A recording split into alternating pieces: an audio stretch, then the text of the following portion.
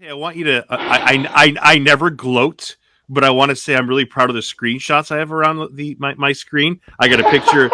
I feel like the picture of you in the right hand corner is a little bit of a spoiler, but whatever. No kidding. Yeah, but Got to prep the audiences for that one. Wow, I gotta say, man, hats off to you. How do I find it? Yeah, right there. Whoa, yeah, hats off to you, man. yeah. I Honestly, tried. Yeah, top quality. dude. I have to say, Caught me off guard for a second. I loved the movie. I absolutely loved it. But there's some questions I want to ask you before we get there. So are you still a Muay Thai guy? Are you is that still something that's big in your life? Sadly, I'm not practicing nearly as much as I should be. But yeah, I still truly believe that that is like the thing that unlocked my abilities, I think, the most out of everything I've done. That was like the catalyst for me. And I Yeah. still do go back to those foundations every time, every time there's a new job opportunity or something that comes through and I start to get all mental about, I'm having to sort of reinvent the wheel all over again. I think it's that physical practice that's been the thing that has really grounded me the most and really, I think, allowed me to do some work that I've been proud of, which is, pretty cool having been in this for a few years now. Yeah, yeah. Are you an MMA guy? Do you follow MMA? Do you watch it at all? Yeah. Oh no, I'm a total geek about the whole thing. I love Thai Yeah, boxing. I love mixed martial arts, kickboxing. Anytime I can. You'd probably consider me a bit of a casual if you're, a truly, truly hardcore fan. But right. I like to sort of, geek out about anything I'm passionate about. Yeah. What? It's So growing up as a kid, Thomas, and I love hearing this answer from different guests. Like I feel like, what did you feel like? What was so my childhood was like Star Wars, the A Team. I mean, I'm a hell of a lot older than you are, but what was your right childhood? on. What was your childhood like? What were the things that got you through the day? Well, I mean, truthfully, I'm a gamer. I mean, one of my core memories was being in Staples, and they used to have the racks of PC games, and the big box Yeah, art. And I remember StarCraft had a box art. I don't know if you remember the I original do, I StarCraft, do, I do. the PC game. It was like four times bigger than any other title on. It took up like an entire half of a shelf in and of itself, and it had the front cover that you could open. That's right, that's right. So this, Yeah, for me, this was absolutely mind blowing, and I remember that was like the first thing. I definitely have a core memory of my dad and I just playing through the original StarCraft campaigns. Probably a little mature for whatever 14, but hey, I think I turned out all right. So yeah, you that's did. definitely, I'm from that kind of, I don't know, golden age of computer games where you had Warcraft 3 and Baldur's Gate 3 and Baldur's Gate 2, I should probably say. I'm Yeah. getting a little crisscross now, but I guess we probably didn't come on to talk about my favorite video games, but No, I'm that's all. honestly, I'm all ears. What about on the movie or television side of things for you, right? Because I know you got big, nice theater background. You got an MFA, like you're the real deal when it comes to that stuff. But what about those early foundations, Thomas? What about those like I hear and video games and movies today are synonymous, right? Because I feel like a lot of them end up being movies or television shows anyway. yeah, I mean, movies and video games have never always had the smoothest track record, I think. But you know, I think we live in a unique time, and that the technology has advanced so far that we can like see, One Piece come to life, in a Right. live action adaptation of something that is so fantastical. It almost seems impossible to do realistically, and yet here we are. And so I think it's a really cool time for to be a I hate to use the word nerd, but that's sort of what it was back, I guess, back when I was in elementary school. To be into this kind of stuff was considered being a nerd. I was sort of on the tail end of like the 90s. I didn't Yeah, quite yeah. play D&D, I didn't quite, I got into D&D when I was in university, when I was like 24, 25 years old. And, for me at least, it was great because I was like you said, I'm a theater geek. That was my education, at least, and that's how I sort of fell in love with this craft. And D&D is just a big group improvisation, isn't it? It is. It really is. Yeah. Totally. It's just say yes to everything. Basically, that's one of the golden rules of improv: is say yes to everything. So, Yeah. um, oh, well, I'm getting a bit sidetracked here, I think, but I love it. This is great. Yeah, We're but just we're just you getting say into it. you say nerd. So like when I was growing up, right, like in the Yeah. '80s, like when you called somebody a Right. nerd, that was like calling them an asshole. Like you are. It was like the worst thing to say. That word Yeah. has evolved to be a badge of honor. Like that is like a nerd Right. now is like you are the best at what you do, whatever you love. Like Yeah. it's such a Nerding it's out, right? nerding out, nerd. Yeah. Like there's no negative connotation to that word at all in 2023. Zero. Yeah, and so it's cool to see the way the pendulum is sort of shifted. Because you're right, back in the day, if you were into that kind of stuff, you were kind of on the fringes of what was considered cool and socially acceptable. Nowadays, I mean, nowadays your entire identity can exist online, and it can be about a game. It can be Right. about a video game, and people nowadays make a living off of content about their favorite games, and they love them to such a incredible degree, that it can become your whole identity. And back then, like you said, yeah, it was just a mean name to call someone. It was a Yeah. mean name Yeah. to Yeah. call those sort of fringe kids, and I guess I feel sort of a part of that crew, even though growing up in the 2000s was a little bit different, but I was always sort of a kid who would rather spend the summers indoors, in like a Yeah. really, really good role playing game. I've Yeah. always Yeah. had that sense of, anything that kind of triggers my imagination. I've, I've always sort of obsessed over, I guess, is the right Yeah. term for it. That's well And said. that's You sort know, of, geek is also in that same vein, right, Thomas? Like geek back mm, then, horrible. But like when I saw the boys in the boat trailer, I was geeked out. I was geeked out. That's a good thing now. You know? yeah, absolutely. No, I mean, I like to geek out over anything that I care about. For me, it's a good indicator of something, that is worth spending my time on. Yeah. Yeah. I like to do research. I like to find the efficient ways to do things. I like to figure out the right way to do things. If there can be such a right way to do it, acting is sort of an antithesis of that, all through your education, at least for me, it was, try and unlearn that instinctual need to get it right and figure out what the right answer is. We've sort of been like developed in a way by our education systems to, reward finding the right way to do something. And that's not always the right approach to, theater and acting and making art. But for me, at least, I think it was like, I think it is important in all things to figure out the quickest route to success. And so it was a lot for me in my education about finding the right tools. And, you know, eventually I think what really settled things was just physical stuff, and now Yeah. I'm at a point in my career where I think if I can get a good performance out of myself, something physical needs to happen to myself. I used to think that it was all up here, and then if you just imagined it, everything hard enough, everything would happen. And that's great acting came from the mind. It was somewhere locked in our cerebral.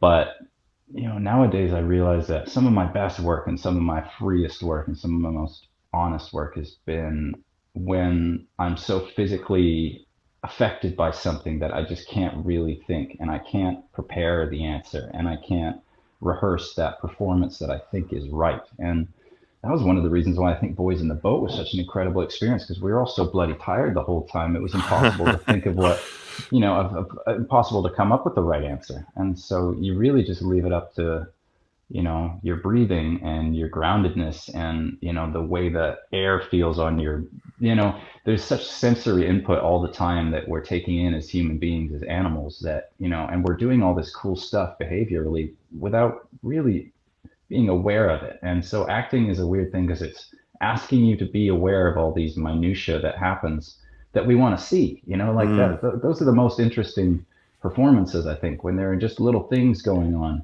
And you wonder, how that person has coordinated all of that, like biomechanically, emotionally, all these things that are just happening like a chemical event, And I think, to be honest, the answer is, yeah, it needs to sort of be a little, you need to somehow surprise yourself, even though you're going to do it another 12 times. It's part of the fun, and it's part of why I love it. It's because I'm still not great at it. I'm still, I'm starting to understand it and find a lens through which to sort of understand acting.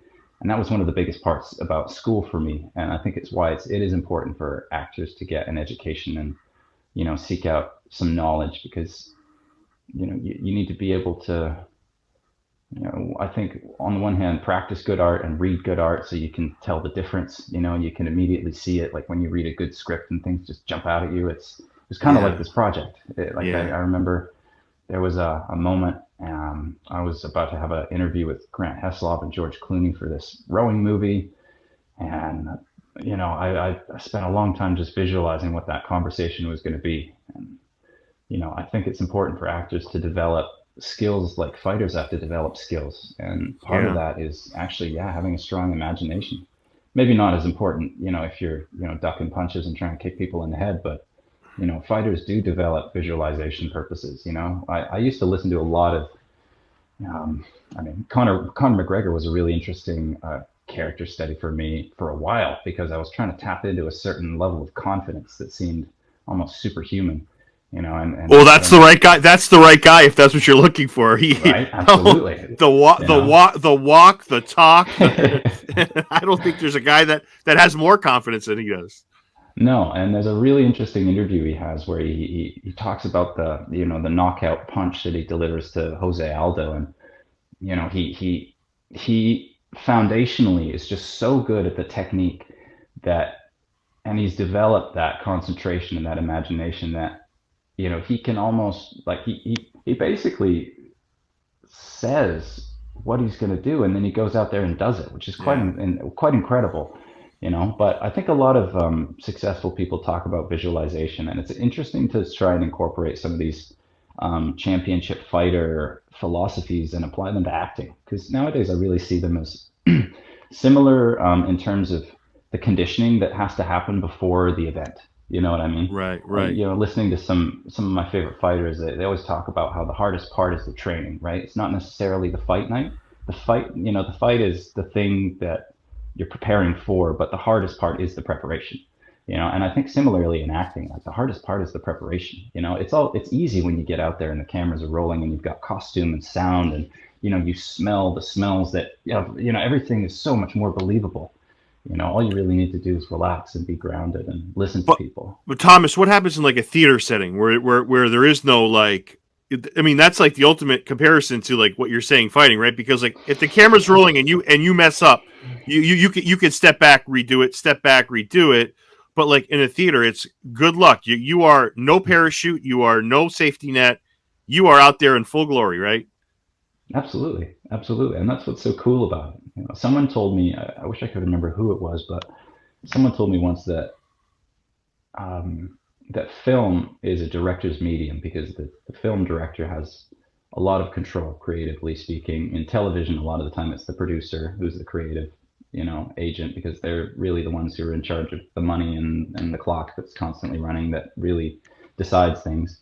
And theater is where the actor actually has full control of the whole process because Yeah, yeah, when it begins, there's no director there to call cut. There's no opportunity to call cut. It's live, and the audience is there watching you, and everything that happens is going to happen. And it's the only true place where the actor has full control of what's going to happen during the performance. And so it's cool to have experienced all sides of things. I suppose I haven't done a play in years, but it's probably long overdue. And I think similar to the way if you listen to a good fighter, and what's cool about learning fighting and studying the different art forms and martial arts, it's you realize that a good fighter is like a good actor. They have exposed themselves to a lot of different schools of thought, a lot of different training methods. Similarly, we're encouraged to study Meisner or Chekhov or yeah. to keep adding tools to your toolbox until eventually you figure out the tools that you want to use and the tools that you want to just discard.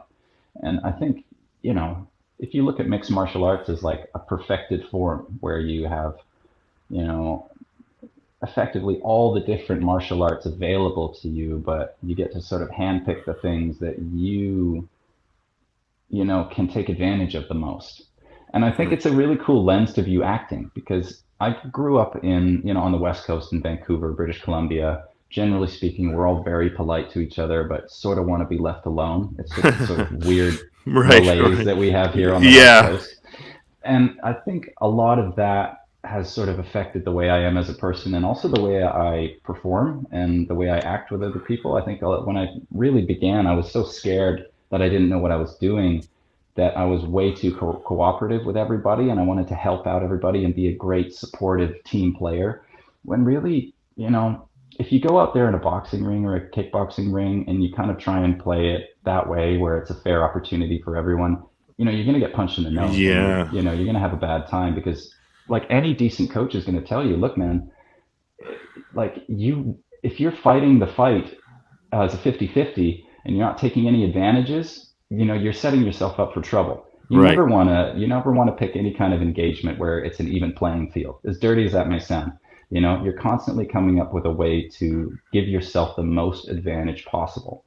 And so I just started looking at acting through that lens of it's a fight, it's a tennis match. We're going out there to score points on each other, and sometimes, Right. you might, throw a little move that I wasn't prepared for and get me with a cheeky left hook. And, part of a good acting scene is being able to take those hits and still stay present, still stay connected with the other person, and be relaxed enough to allow yourself to get surprised with what happens. Right. It's a really kind of a weird offense and defense that I think you have to play. But like physically speaking, all the things that I developed when I was really, really, this was like the height of the pandemic. There was no acting to do at all. All I really had was like a heavy bag outside and, just a lot of probably mental illness that I was trying to sort of get under ropes. And, you know, just learning those physical practices and just learning how to feel myself grounded on the concrete, or learning how to control my breathing after it's sort of been exhausted, and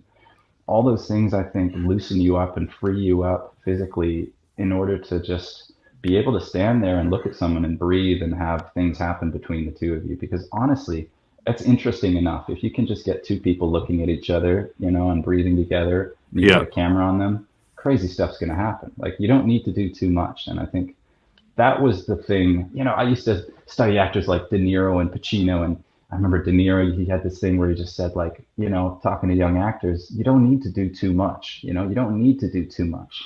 And I always found that advice incredibly frustrating because, I tried doing less, and then the performance just didn't exist, and I got frustrated. And you start to think, well, is there nothing inside me that's interesting? Like, what is this missing ingredient? Now I really believe that anyone can be an actor. Just like, but it's. I don't believe that. I don't believe that. Really? I you don't. think so? And I'll tell you why. Because That's cool. Yeah. I think an actor is a very special person, right? Because I call myself a wactor. I'm a wannabe actor. Like, I look at, like, I'm watching The Crown or I'm watching Boys in the Boat, and I'm like, I couldn't do any of these roles. Like, I have no memory. I certainly don't have the looks that, like, most of the cast had in this movie. Like, I approach actors with such. My friend and I, we always, or whoever I'm talking movies with, we always talk about life-changing movies, and a lot of it is what actors bring to the table. Like a good actor that cares about his craft, present company, right? So, like, I watched you, and I'm like, this is just a great performance. And I watch other actors, and it's just, I don't know. I feel like very few people can do it, and the ones that think they can, and I feel like, and don't have that, like, touch of reality, I don't think they can. And Thomas, you might be right. Anybody can. It's like somebody who has, like, it's like podcasting, right? Anybody who has a microphone is a podcaster. Anybody that has a guitar is in a band. Like, no, like, Right. you're proof. Yeah. You're proof that, like, whatever you're doing, man. Like, I think it takes a special breed to be an actor. Like I said, I watched The Crown. I'm thinking that because it was just fresh in my mind. Like, those are some amazing freaking actors. I'm looking at the cast of The Boys in the Boat. Holy cow! Like, that's an amazing ensemble. Like, I don't know, man. I think it's a special, when it's done right, it's a special craft, man. Yeah. I mean, man, there's so much I want to unpack there with what you said. It's just so interesting. And like, I agree with you in a lot of ways. And I disagree with you in some other ways. It's Right. It's interesting, like, being, coming from like a theater education, university education, not really ever expecting to get into the movie business or TV. I just, I wanted to act on camera, and I was getting, this education because I didn't know what else to do with my life, really. And, nowadays I just have such a different perspective on the whole thing. And, kind of being through the entertainment business a little bit and working in TV, and then going up to some larger budget movies and doing smaller budget movies, and just seeing, everything in between. I think it's such a privilege to be able to do what I do. I think, like, skill wise, there's nothing separating me from anybody that, could potentially want to do this. I'd say, if you really want to be a great actor, you have to figure out, like what makes a great actor, in the same way that I was curious about what makes a champion fighter, and for Right. me, I think I really equate the two very similarly. I believe that, actors need to develop imagination. I believe actors need to develop concentration so that you can keep those images alive inside your mind and inside your heart.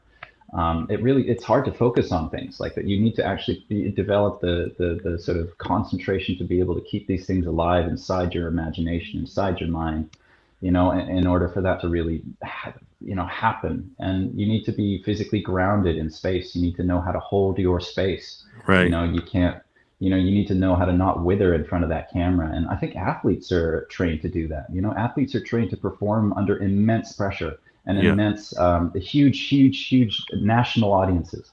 You know, a lot of theaters can only really hope to get that level of attendance and that level of viewership that you see during the Super Bowl, or like a high level Muay Thai fight, when the entire country, multiple countries, may be watching this. This event. I think that's a really cool kind of pressure cooker. That I'd love to always have that kind of pressure and those kind of stakes when I was performing on camera. And so I've used little physical tricks that I've picked up, learning kickboxing and Thai boxing and calisthenics, and just, trying to generally be in good shape for acting, because I want to hope to do something action based in my career. And, I like that. It stimulates me. It's, what I hope to do. And Boys in the Boat was an incredible, Yeah. opportunity to really just feel what it might be like to, get paid to learn a skill and like sweat and occasionally bleed and every now and off, now and then cry, Yeah. because you just really want to get it right. And you feel so blessed to be, you know, going through this. I think the trouble with acting, and the reason why we, treat them with such reverence nowadays, is that we, I think we lack like a real hero mythology, as North Americans. And so we turn to celebrities and movie stars and sports icons as these sort of mythological figures in our culture. And I just don't think that's me. I don't think there's anything special about me, in the sense that I've been incredibly lucky and privileged to have grown up, in a safe place where,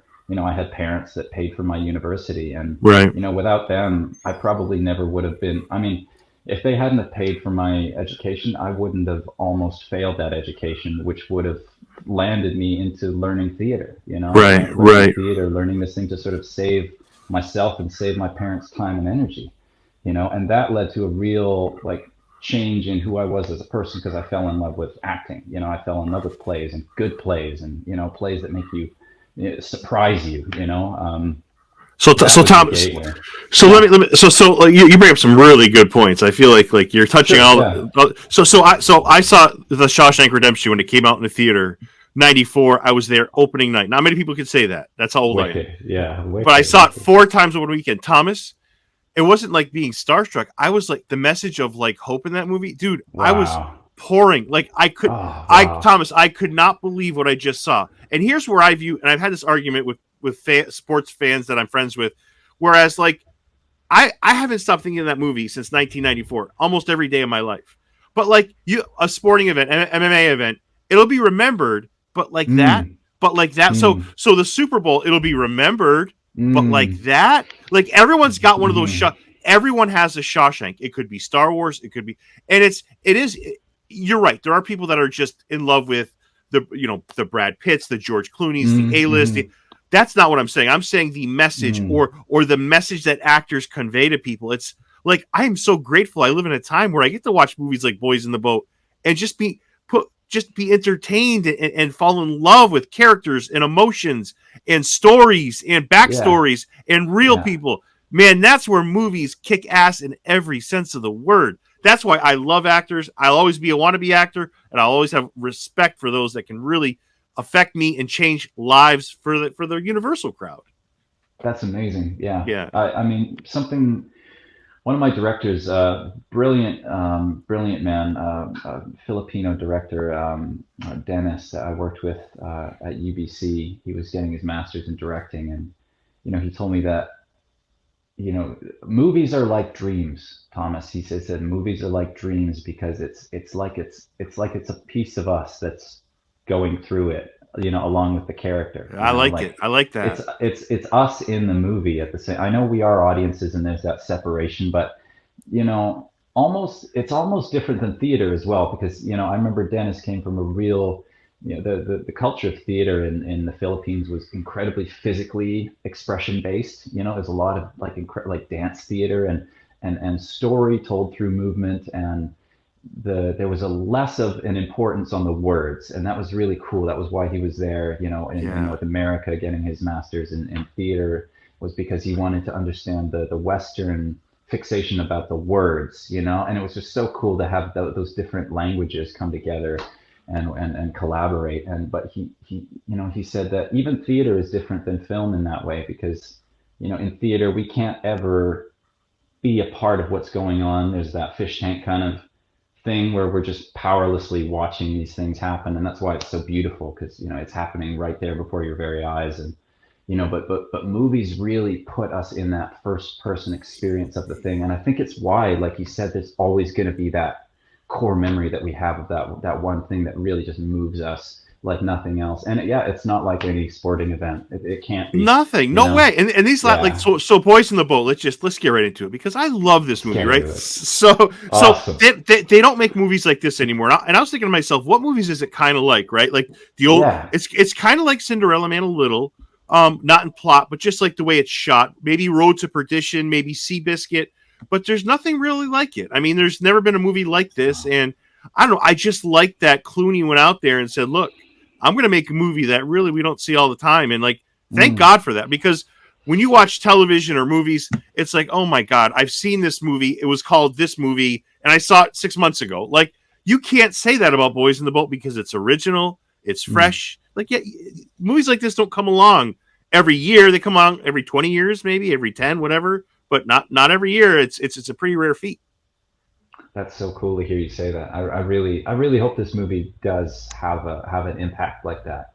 Honestly, Me it too. became incredibly. Thank you so much. Like honestly, like it makes me so jazzed to hear, the your thoughts about it. Like I feel personally like I just have such an attachment to the thing, But as much as I, could just talk forever about that whole experience, like I think it really just is a good movie. Yeah. My personal bias aside, like it really is like a good movie.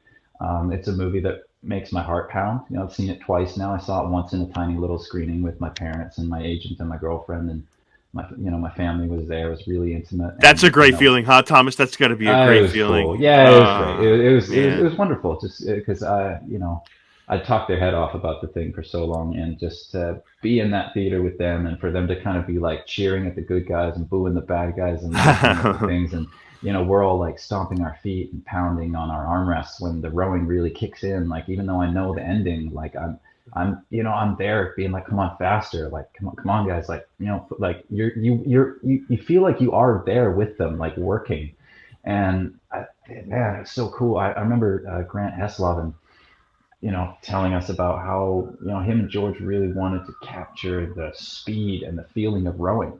Right. To make rowing exciting to watch was going to be a big challenge in the movie. Not to say that rowing isn't exciting, from a when you're in the driver's seat, it's very fast. It's exhilarating. And it's hard. It looks hard as hell to do it for that long. How was the training as tough as I think it was?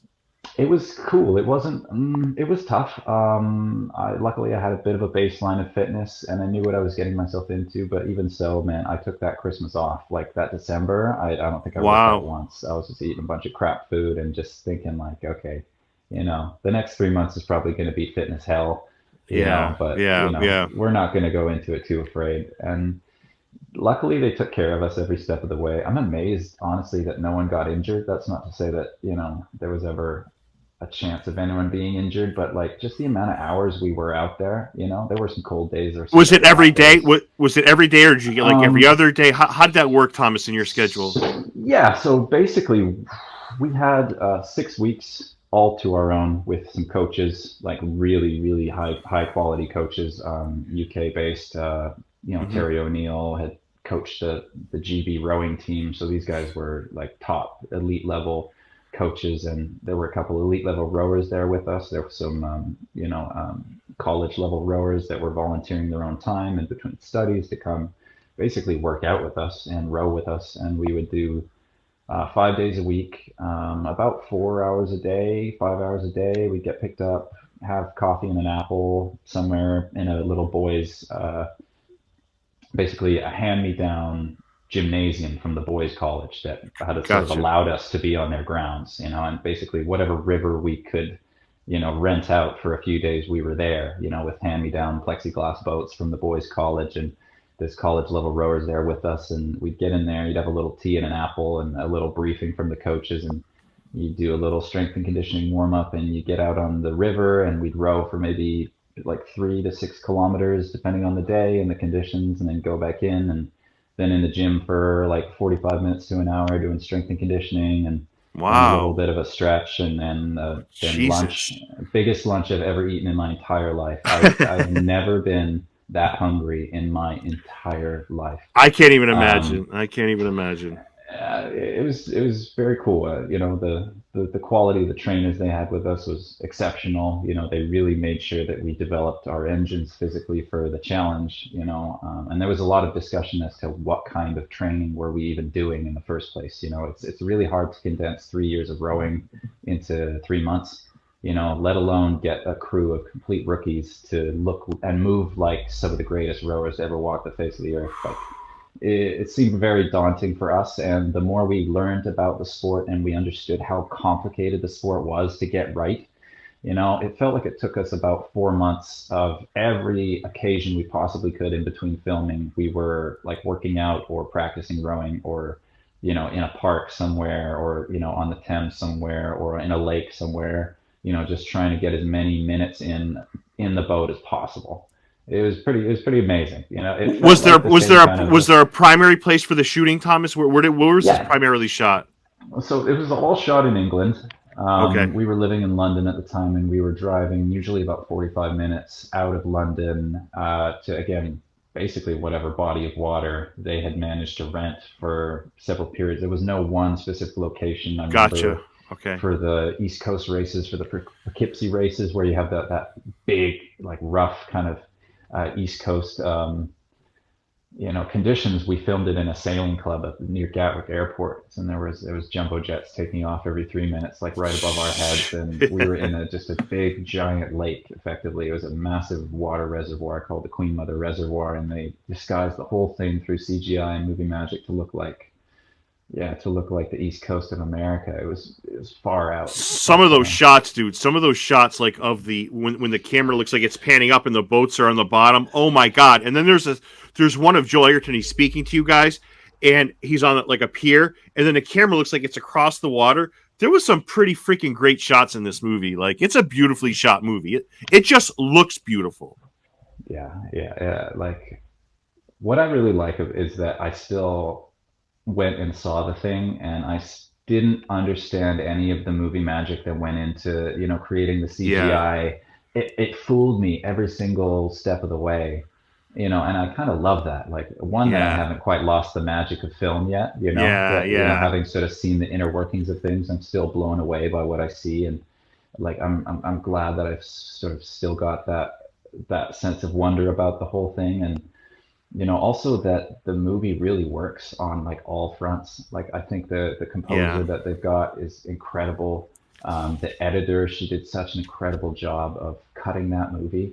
yeah, I remember, George Clooney said he's not used to making a movie like this. He's not used to making a movie with this many cuts in it. And I yeah, think the movie really needs that much. And to give an audience the sense of the geography of the race, with so many cuts, cuts between oars in motion, cuts of the water flying up into the air, cuts of yeah. people's faces moving in and out of frame. You just get these little moments of, exertion and then action. And then there's a violence of the oars hitting the gates, and the sound design.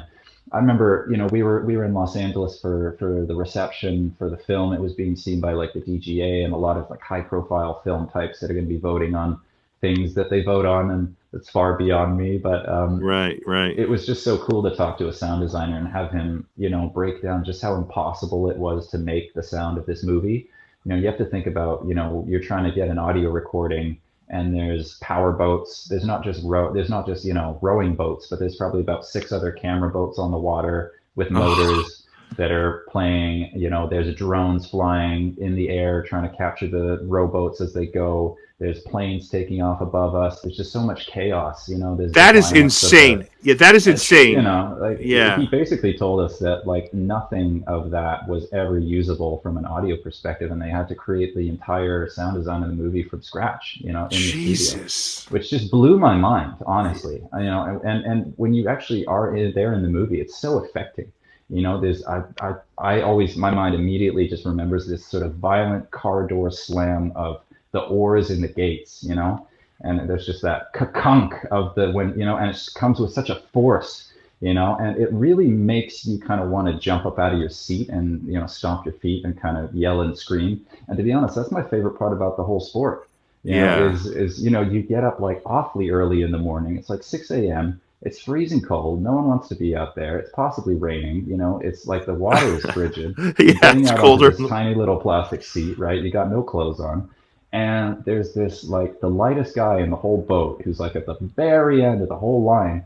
There's just this Viking quality that just emerges in him. And I remember it was like mid-February. It was like snowing out. We're on the river. And, our Cox, again, he's just a college lad who was volunteering his own time to come and sit with us total rookies. He had this beard full of like sea foam and froth. He looked like a Viking screaming at you. And the whole time, like, you're just really wanting to hit the off button, like you're just like, your lungs are just screaming for oxygen and your arms just feel so heavy. It's like they're made out of concrete. And, the thing keeping you going really is the 7 other guys that are doing the same thing with you, and you're not going to be the one to bail. You know what I mean? You're not going to be the one to derail the entire locomotive engine, and you don't want to cause a train wreck, because it really does feel like a train wreck when you're going that fast. Like, I can't even imagine. It's a very cool feeling, and I'm sure you could talk to a rower and they could put it, in the better, but it is a beautiful, beautiful sport, and the physics of it is just so incredible. Like the speed at which they can make these things move and the balance that's required. It's like you're hovering on a knife's edge, moving like faster than you thought possible, and the whole time you're just basically just deadlifting the whole time. It's like you're there just doing squats, and there's a light guy, the lightest guy in the whole crew is at the very tail end of the boat screaming at you with the thing on his mouth and the It's the closest I've come to feeling like a Viking, I'll be honest with you. Thomas, it was insane. What did you learn about Clooney that the rest of us don't know? Like, it's something you can only learn from being around him. That I guess that you're comfortable saying, but so for me at least, I just get so intimidated by people who are producers or like those like the kind of upper echelon of the movie business. It's a pyramid. I don't know. It's not like the army, but there's definitely a chain of command in film. Like, it's such a crazy operation that everyone's out there. Everyone's got walkie-talkies and on comms, and you're getting communication from your superior, who's getting it from their boss, and their boss is getting yelled at by the director of photography, and it's a trickle down effect of communication and logistics, and it's insane, the scale, and that we're able to pull these things off with 13 boats on the water, 6 camera boats, and one is like a giant Navy SEAL looking commando boat with the technical crane arm, and that crane arm's got a film camera on it, and there was like a mothership. I called it the mothership, but it's where Clooney and Grant hung out. It was this massive, like, speedboat, like engine of war that just sat on the water, and they had computer systems that were like in real time showing you through. It was like Central Command, and we were in this crazy flotilla of camera boats and speedboats and period speedboats and period rowboats, and like, as soon as you throw water into the mix, everything takes 3 times longer. Like, you spend 5 minutes lining up a shot, and then there's a current or there's a gust of wind, and all of a sudden all the boats are out of alignment, and we need to physically move the boats ourselves back in, and there's a guy on a megaphone yelling at you, and it's like, what did he say? I don't know, just get back in position, we're going to go again.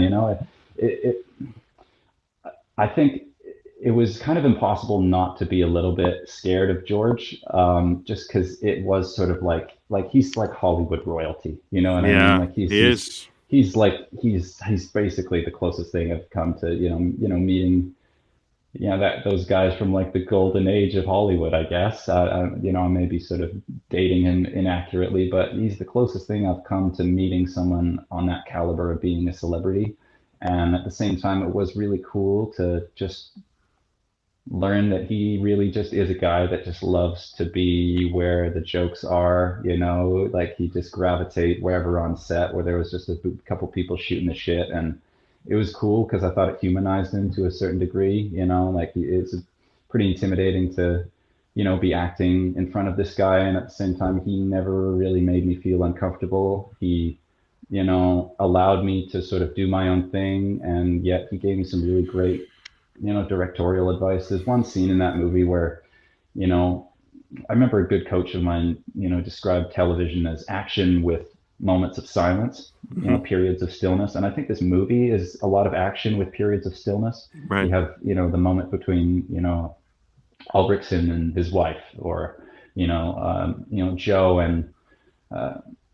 Joe and Hadley's character, right? And there's this beautiful moment, and I got to have a moment of stillness in the film myself. It's really cool. There's that moment on the train, and that was the only time I really felt like I had to. Where you call yourself a thief, right? Where you call yourself a thief. Yeah. It's a great scene. I liked it. Yeah. It was so cool to get to have that moment. I'm really glad that everyone on the team, all the characters, all the boys, get to have a little moment for themselves. And I was super lucky for that to be mine. And I remember asking George, like, hey, what is this? Like, what should this be? Like, I kind of just wanted him to tell me how to do it. You know what I mean? I kind of wanted him to just give me the answer, because that's always, I'm always looking for the answer to things. But, it was cool. He didn't really give me an answer. He basically said, like, look, if you don't even want to look at the guy, you don't have to look at him. Okay. It doesn't need to be anything. And I think that was exactly what I needed to hear. I think otherwise I probably would have tried to make too much of a meal out of it. Sometimes these things are good because, I don't want to say it was good, but like for me, I was happy with what I saw. And a lot of the time when you are starting out and you see yourself on television or on camera, it's hard not to see all the things that you would have rather done, had you had another, turn to bat. But that was one where I was quite happy with what I did. And again, I think it really goes back to like good fundamentals, like groundedness, relaxation, breath, listening. Yeah. It's kind of all it, And you play a guy named Chuck Day, for those that might be listening or watching. And, I was bummed, Thomas, at this. Like, I didn't know he died such an early death. He died of cancer at 48, which is heartbreaking. Like, I didn't know that. Like, that was kind of like, I was like, shit. Like, because he's a very likable character, like, in the movie. He makes a comment about Hobo Joe, but you see he's a good guy that's just, he just wants to bond and be in that pack and just not stir the boat, literally. But, like, he's just a good guy, right? He's a good person. Yeah, and so that's really where I think the real life people and the characters, divert.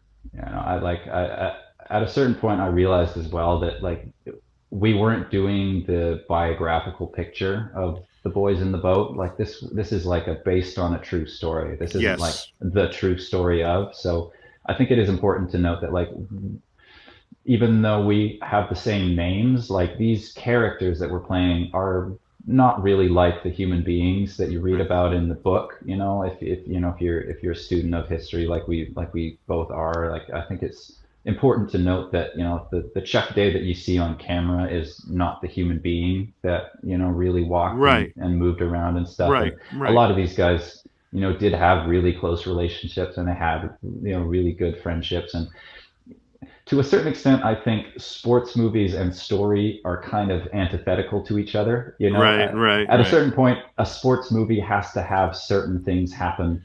And I think Chuck Day happened to be the character that was like the bad guy, sort of. You know what I mean? Yeah. Like he's sort of the antagonist up until the point where the team gets it together, until the point where we have other antagonists in the story that are bigger than Chuck, like the California team. They're the next big opponent. But I think you know who the big antagonist is? I think it's poverty. Are you going to say Hitler? Okay. No, but I'm going to tell you this about Hitler. Like I was thinking to myself, Daniel Philpott plays Hitler. I was thinking about what it was like to be his agent.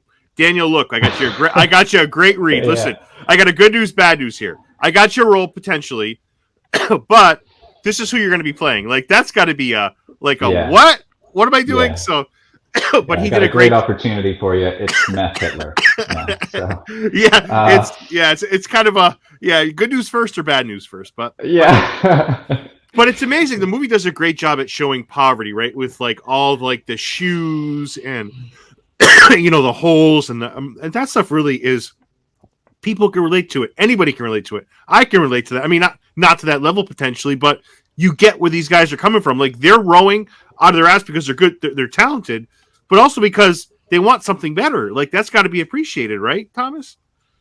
yeah, yeah. It really is. I mean, I feel so distanced from that. Like, I mean, Joe Rance, was effectively abandoned by his family at a very, young age, when he was hardly even developed as a man, let alone, a young man.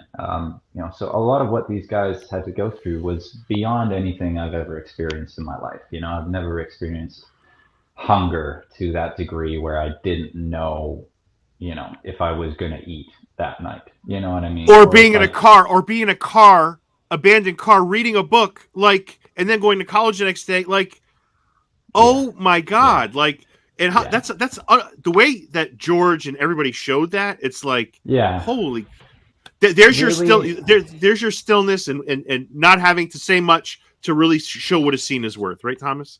100%, 100%. I think for me at least, I think one of the things I really love about the movie, and I do credit George's hand in this, creatively speaking. I think, he said this to us, and it really does resonate. He said there's a lot of things nowadays that divide us all. There's so many things in Yeah, the world that separate us, that divide us, especially these days. Like, and I think he didn't want the movie to be about that. He didn't want the movie to be about good guys versus bad guys. America versus the Nazis, West Coast versus East Coast, poor versus rich. When like it's impossible. And so what I personally love so much is that the movie really does celebrate people coming together, more yes, than it does yes, celebrate people being divided. Like in those moments where, you're in the heat of the race and it just cuts to, Joyce and the rest of the people, and they're all around a table with an old radio playing, and they're just getting the radios, yeah, the radio announcers thing, and they're just in the race with them. Like everyone is just there, their hearts are just, and their ears are just completely with the whole event. It's just so beautiful. and that I very really love last race, the. the very go ahead. I'm sorry. Go ahead. No, no, no, no. I'm just rambling about it. Just sort of more of the same. Like, like you said, they could have touched and tried to make more of a, state. Well, I think the movie makes a statement about race in America. I think the movie makes a statement about, socioeconomic, conditions of the time. I love that But Jesse Owens. I love that Jesse Owens made yeah, a spot. yeah, That was great. That was yeah, me awesome. too, Yeah. and like, say what you want, like, yeah, it is a movie about nine white guys in a rowboat, and people might ask, like, well, why do we need to tell a story about that? And I think honestly, like, it's really more a story about people coming together, and it's a celebration of Absolutely. brotherhood, it's a Yep. celebration of athleticism, of sport. It's a celebration of, triumph over adversity and grit and toughness and heart and, survival, really, because a lot of these guys were, we talk about crazy things like toughness, you know what I mean? Nowadays, like as a sports geek, we love to analyze who's the tougher guy and Right. why they're tougher, and, Thai boxers are notoriously some of the toughest SOBs on the planet, and if someone is going to, they're splitting each other open every night in, Lumpini Stadium, and they're smiling at each other, and, and they're doing it on a weekly basis. And, you know, but, say what you want, like, I don't think we ever really came close to. I mean, we really tried. We tried our hardest, but like, there's a level of, I think, toughness and tenacity that comes with just survival. I think that a lot of people really just aren't in touch with. Like, those guys were rowing to stay in school. They were rowing to have a Yeah. place to sleep. They were rowing to have something to eat. And boy, it goes far beyond wanting to look good in a George Clooney movie. Let me tell you, like, Yeah. and a lot of us really, I'll be honest, like we were concerned about physically how were we going to look in this movie. We wanted to look big and strong, we wanted to look like superheroes when like you see, look at those guys at the bottom of the screen. Like they're like, Yeah, they're like we would look at them nowadays and say, oh, you guys need to hit the gym and eat a little bit more because we're so, dysmorphic. I think about how the way we view bodies nowadays, and like these people right here, like they're some of the strongest, toughest, athletes to ever walk the face of the earth. And the coaches let us know that and reminded us of that on the daily basis. A lot of those guys were sort of from the, I guess you could call it sort of the dark ages of rowing when, they would really try and break you down. They didn't care how much, you were going to hurt. It was about building you into a winning machine, yeah, and these guys just, their strength was coming from behind the pack, and really like, as the race went on, they got stronger, and they really did. And it's just that, like, I remember being out there on the water, and this was maybe like 4.5 months into the whole event. And so we'd had like the most time we possibly could just to get it right. And, we were sort of in the midst of trying to film the thing, and we were sort of there maybe about 80% of the way. Like, we sort of had a lot of the technique down. We were trusting each other. We were starting to pick up the speed. We were starting to make less mistakes once the speed got up there, but we were really only able to get like maybe a really good, clean 500 meters, you know what I mean? right, right, Which was enough for filming, because you really only need to capture like a good 3 seconds, right? right, right. You can capture a perfect 3 seconds and chop it up and Frankenstein it into what you see on screen. And, Right. if there were plenty of rowers that, that I talked to, at the premiere and stuff that, they were like, yeah, was that really a 36? So there's some people we're never going to fool, but I think like they really succeeded in capturing the exhilaration of being in the boat. And then to think about these guys doing that over like 2,000 meters in an Olympic race, oof, like, But that last race has two great moments, right? I'm not going to ruin it for everybody, but yeah, yeah, yeah. the delayed start, you're like, what are you waiting for? Go. Oh, And yeah. then the way they end the race with the photograph, very, very creative, very creative. Where he develops it and then it comes out. It's like, I like it. I like it. You're not, you're like, I wonder if they're going to cheat. No, they can't cheat, right? Because Oh, it's history, right. right? Yeah, yeah, yeah. Hitler's in the other Definitely. box. Like, are they scared of Hitler? Like, so I don't know, man. This whole Yeah, movie is yeah. filled with those original scenes, Thomas. They're such beautiful scenes. I'm You know? so glad to hear like your in-depth kind of like thoughts about everything. It's really cool. Yeah, yeah, yeah. Yeah, A lot of the things you've like noticed are definitely like things that you know, I think it's cool, and it's so like it fills me with a lot of pride that I was a part of something that I think hopefully gets that kind of analysis and kind of treatment and kind of love. Like it's a really beautiful movie. Everything kind of came together in a perfect confluence of eager beavers and skilled directors, great producers, having the money and the budget, having the technology to film rowing in the way that it was filmed. I mean, oh my God, like they had like a 9-rotor drone with a film camera attached to its base that could, it was a free. dude. How do you concentrate on your lines when you've got Oh, motors? You got yeah, motors yeah, and yeah, yeah, rotors yeah. and slamming. Like, I'd be like, what's Yeah. going? Like, what are we at a construction site? What's going on here? Like, how do you maintain that focus and clarity and sell the audience when you've got 16 things happening around you? Like, that's incredible. Like, no acting school teaches that. No, but you know what does teach you that? Being in a boxing ring, being in Oh a yeah, gym, being in something. I think this goes back to like athletes in sport. I think they're trained from day one to be able to focus on the task, focus on the objective. You know what I mean?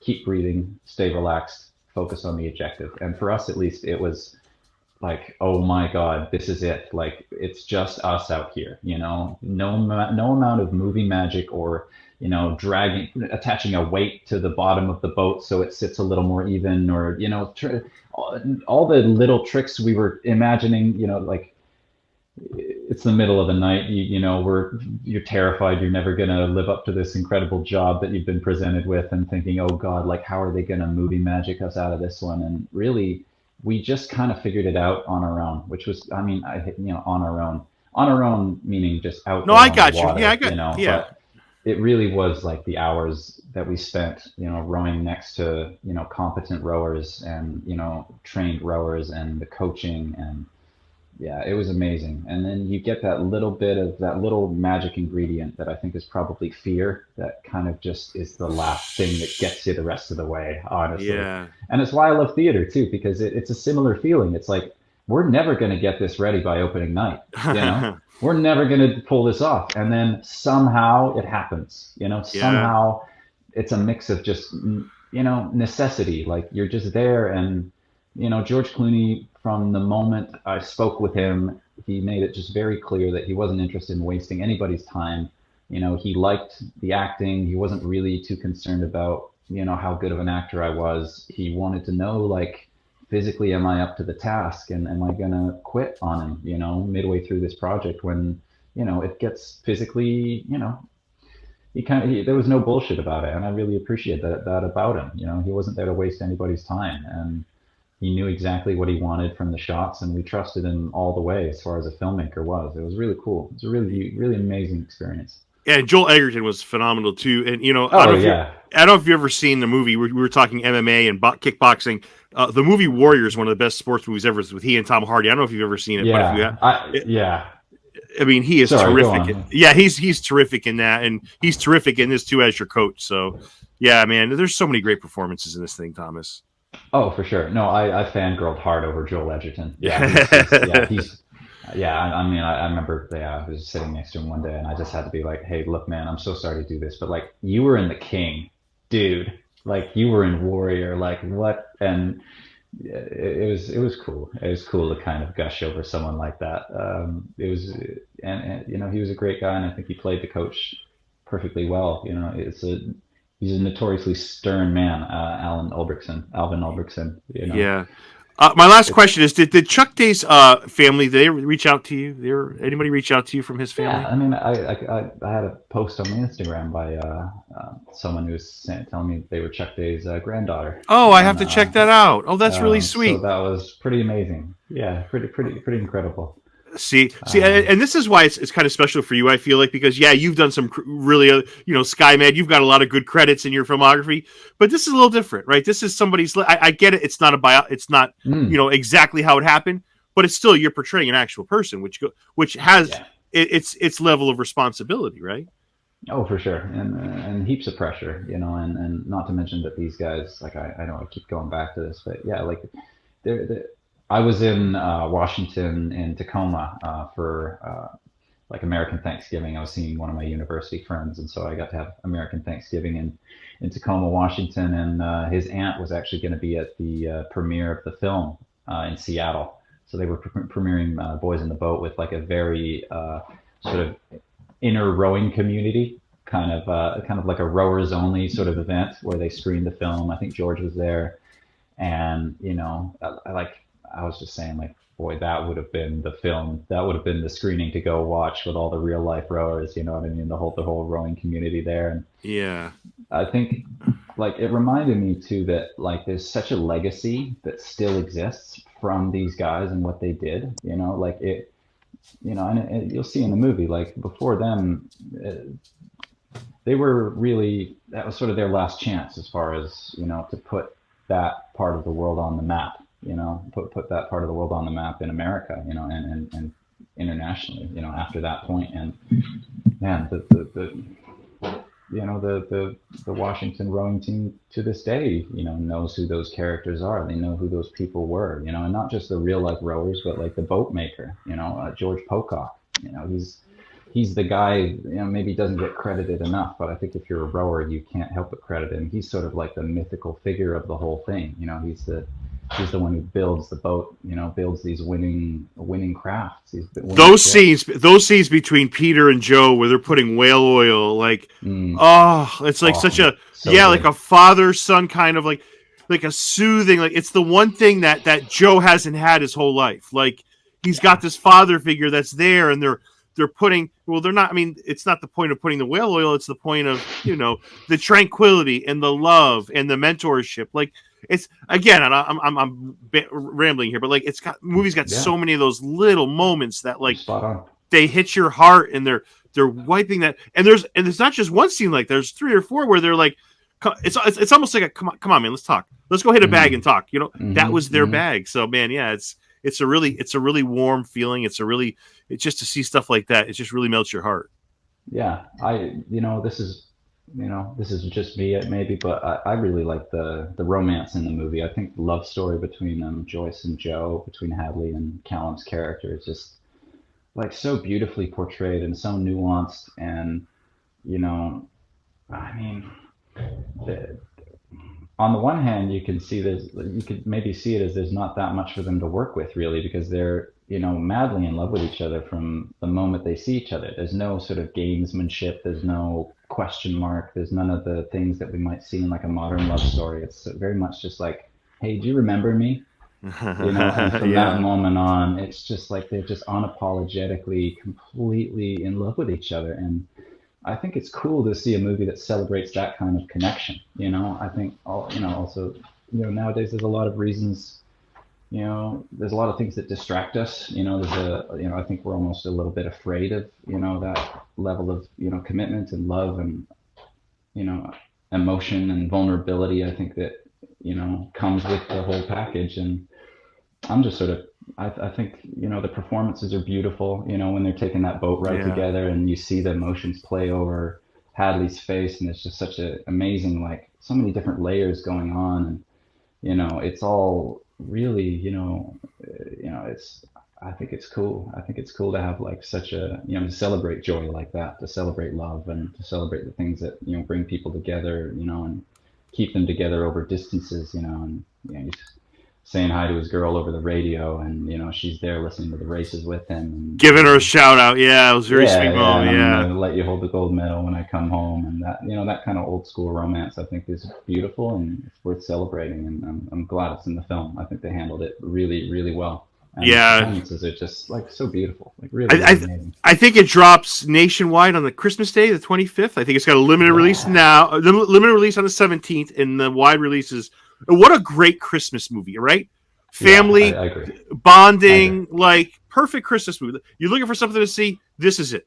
Perfect Christmas movie. And it's going to make you feel good, it's going to make you feel good, and it's exhilarating. I've seen it twice now, and like my heart was pounding both times. Like it really Mm. does. Like there's a like the way the orchestra and the soundtrack and the sound effects, and it's just beautiful. It's a really beautiful movie, and the editing is fantastic. It does such an amazing job keeping you in the action, moving so fast, but it always lets where everything is geographically in these big action shots. And yeah, there's these really beautiful tender moments, and it makes Yeah. it about the people, which I think is cool. It could make it about the other stuff, but really it makes it about the people, It's a and human some of the story. best, it is a human story, and some of the best scenes in the film, when when the California coach gives them the check, Oh, that's a great right? scene. Yeah, yeah. From California, $300 he gives him, right? From Probably one of Cal. the sweetest, most triumphant moments in the whole film. And definitely one of my Yeah, favorites. Like it's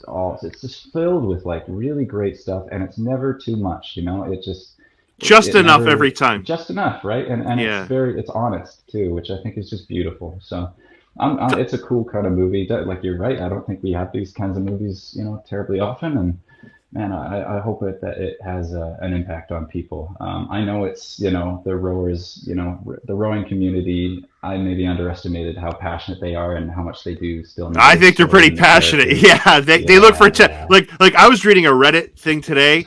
Like these guys like analyze like I don't know anything about rowing, but like some of these Mm. guys that love rowing were editing like style and does it look real? Yeah, And yeah, yeah. I'm like I can't think of how many baseball movies were made where the actors couldn't throw a ball, but it still worked. I mean, I feel like for me, not knowing rowing or knowing rowing, I feel like that really. I, mean, I shouldn't say because I don't know rowing, but I feel like it doesn't Mm. take away from the movie because the movie, yeah, it's about rowing, but it really isn't about rowing. It's more about these guys and and their journey through this whole thing. Yeah. I You know? mean, I think it is. I think it is a love story about rowing in Yeah, a way. It is a love story about rowing. Like the sport, the athleticism, the craftsmanship. And it gives you a little bit of a taste of what it's like to be in the driver's seat, which I think, is that special thing that you don't get when you watch it all happen.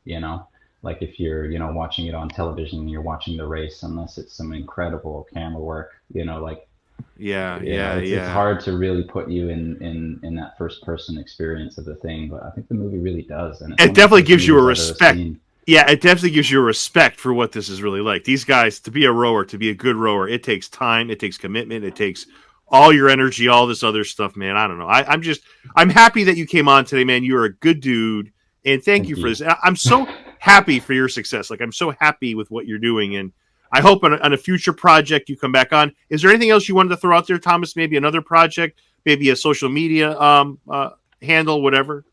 Oh, sure. No, I mean, these days, like, I'm just lucky to be working at all, you know, and if I can continue that journey, like, I couldn't be happier. I mean, you know, people can reach out to me on Instagram if they want. I'm not very active these days, you know, I'll be honest, but I try to avoid it as much as I can.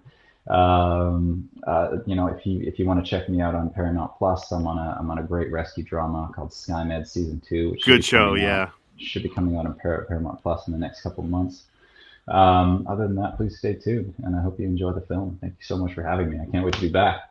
Thomas, happy New Year to you, my friend. All the best. Same to you, bro.